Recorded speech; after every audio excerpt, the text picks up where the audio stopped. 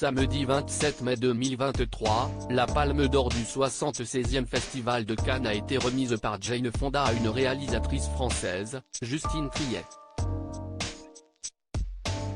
Émue de voir son film Anatomie d'une chute sacrée, la cinéaste a profité de cette exposition médiatique très forte pour faire passer un message.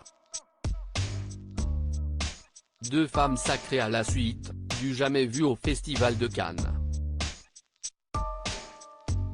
Ce samedi 27 mai 2023, Justine Triet a succédé à Julia Ducournau en décrochant la Palme d'Or pour son film Anatomie d'une chute, au terme d'une cérémonie de clôture orchestrée sobrement par Chiara Mastroianni et marquée par une grosse bourde d'Anaïs de Moustier. Celui-ci faisait partie des favoris. Anatomie d'une chute raconte l'histoire de Sandra, Samuel et de leur fils malvoyant de 11 ans, Daniel, qui vivent depuis un an loin de tout, à la montagne.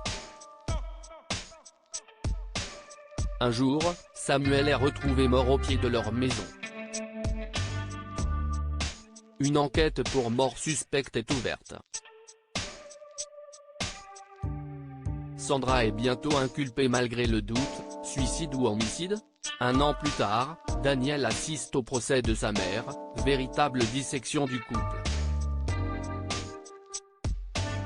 Émue de décrocher la Palme d'Or tant convoitée, Justine Triet a bien évidemment débuté son discours par des remerciements. Pour son producteur, pour ses acteurs.